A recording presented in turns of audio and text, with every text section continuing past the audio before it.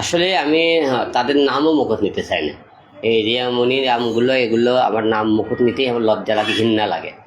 এখন তাদের নাম নিতে না ঘৃণা লাগে। আগে আর তাদের নাম নিয়ে আমি কান দিয়েছি, তাদের কাছে মনে করি আপনারা দেখছেন মানুষের কাছে কতটা লাঞ্ছিত শিকার হয়েছে। এদের নাম নিতেই লজ্জা লাগে। কারণ বাজারের লোকের নিয়ে কথা বলতে না বাজারে মনে করে না বাজারের মতো লাগে। এটা তো বাজারের বুঝলেন, বাজারের লোকলে কথা বলতে ইচ্ছা খুব একটা জাগে না। আপনি তাও প্রশ্ন করছেন যে আমি নাকি তার কিরা গেছি, তার পেজ আমি ডিজেবল করে দিয়েছি। এখন যেহেতু আইনের কাছে বলেছে, থানাতে আমার নামে অভিযোগ করেছে, তদন্ত করে দেখুক আমি তার পেজটা ডিজেবল করে দিছি কিনা। আর 2 নম্বর কথা মনে করেন আমাকে আপনাকে স্ক্রিনশট দেখাতেই পারে। আপনি সবাই জানেন, আপনি যে কোনো লোক একটা জিমেল জল খোলেন, তো হিরো আলম নামে একটা জিমেল দিয়ে খুলে আমি তো আপনাকে স্ট্রাইক দিলাম। নামটা কি আছে?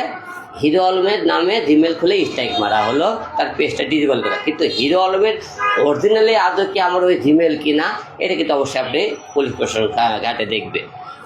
আর 3 নম্বর প্রশ্ন, যদি আমি যদি কোনো স্ট্রাইক মেরেও থাকি, তারপরে মনে করেন কোনো অভিযোগগুলো তারা বার করতে পারে যে হিরো আলম স্ট্রাইক মারছে বাইসার কোনো কারণে যদি পড়ে থাকে। ধরেন রিয়ামণির ডিভোর্স হওয়ার পরে সেগুলো একটা স্ট্রাইক, একটা গালিগালাজ, কি একটা মেসেজ, কি কোনো কিছু দেখাতে পারে যে হিরো আলম তাকে এই জন্য হুমকি দিয়েছে, তাহলে অবশ্যই আমি কিন্তু যখন রিয়ামণি আমার এখানে থাকা পরে অন্য ছেলের ভিডিও বানাতে অনেক কিছু করছে, সেই টাইমে তাকে তো বকা দিয়ে থাকে, তাকে স্ট্রাইক মেরে থাকি, অনেক কিছু করে থাকি যখন আমরা বউ থাকাকালীন, তাহলে সে আমার নামে অভিযোগ করে লাভ নেই। কিন্তু বউ চলে তার কাছে কোনো অভিযোগ আমি কিছু করে থাকি, তাহলে প্রমাণ দিলে আমি শাস্তি মাথা পেটে নিই। এখন ঘটনা কি, তারা তো ট্রেন্ডিংয়ে নেই। যে মেয়েগুলো দেখেন, ধরেন সোয়ামণি, রিয়ামণি, মিথিলা, তামান্না, তারপর এরকম আরও কিছু মনে করেন যে মেয়েগুলো আছে যেগুলো আমার তৈরি, এগুলো হিরো আলমের তৈরি। তারা আজকে যে মনে করেন যে কথায় কথায় দেয়, এই যে আজকে আপনি করে ইউটিউবার যে নিয়ে যায় বলে আমি সাংবাদিক নিয়ে কথা বললাম, তারা তো ট্রেন্ডিংয়ে নেয়। ধরেন মিথিলা ওদের থানায় যায়, আপনি করে ইউটিউবার ফোন দেখে ভাই থানায় আসলে আমি অভিযোগ করবো। রিয়ামণি থানায় গেলেও করছে আমি ভাই অভিযোগ করবো। সোয়ামণি থানায় গেলেও করছে আমি ভাই আপনি করে ডেকে দেয়। এত আপনাকে ইউটিউবার সাংবাদিক নিয়ে তাদের অভিযোগ করা লাগে কেন?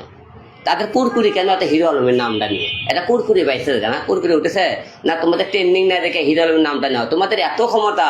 আমার কথা, রিয়ামণি আমার ন্যায় মামলা করবে, তুমি তাই মামলা করবা, তোমাকে সাংবাদিক নিয়ে দাঁড়াবে কেন, ইউটিউবার নিয়ে বলা লাগবে। আলমের ন্যায় মামলা করলাম দেখেন, আলমের ন্যায় মামলা করলাম। মিথিলা করছে আলমের ন্যায় মামলা করলেন দেখেন, সোয়ামণি করতে আলমের ন্যায় মামলা, তামান্না করতে আলমের ন্যায় মামলা, এই যে আলমকে এইটা কথা, ওইটা প্রস্তাব দিচ্ছে, এই খারাপ কথা কথা। আরে ভেতরে আলমের নাম নিয়ে ইউটিউবার করে নিয়ে মানুষের দেখান লিবি কেন? তোদের এত ক্ষমতা, তোরা মামলা করে আদালতে কথা হবে। আপনারও নিয়ে যায় বলার মানে কি জানেন? এটা বলার মানে তাদেরকে জনগণ ভুলে গেছে, তাদের নাম ডাকলে ট্রেন্ডিং নাই। আলমের নামটা আবারও বলেছে আলম আলম আলম আলম আলম আলম নামটা তোদের মুখ থেকে কেমন করে বাড়াই রে? যে লোকটা খারাপ লোকের নামটা তোরা কি প্রশ্ন করে আলমের নাম মামলা করেছে, আলমক বকা দিয়েছে, আলম খারাপ, আলমের নামটা তোদের মুখ থেকে কেমন করে বাড়ায়? যে লোকটা ভালো না, খারাপ লোকের নামটা উচ্চারণ করতে তোদের লজ্জা লাগে না?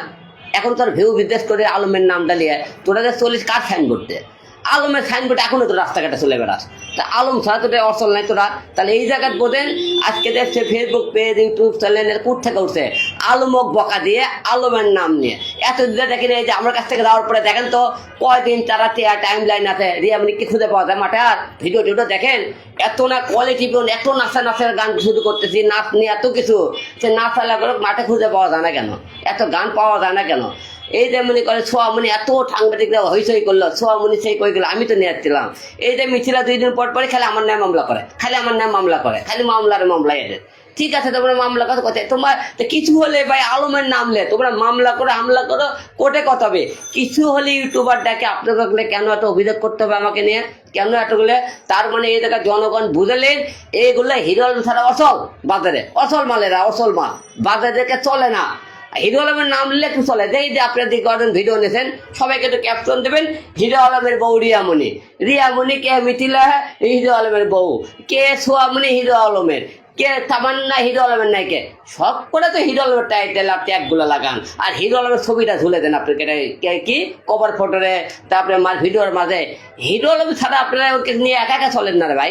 আপনারা একজনের মেয়ে আমার কাছে ছিল, আমার কাছ থেকে আরেকজনের কাছে গেছে, তখন আপনারা সে তো এখন আমার নায়িকা না, সে তো আমার বউ না, তাহলে কেন হিরো আলম টাইটেলটা ব্যবহার করা হয়? কেন হিরো আলম ছবিটা ব্যবহার করা হয়? কেন তারা হিরো আলম এখনো চলাফেরা করে? কেন হিরো আলমের সাইনবোর্ডলে তারা করে?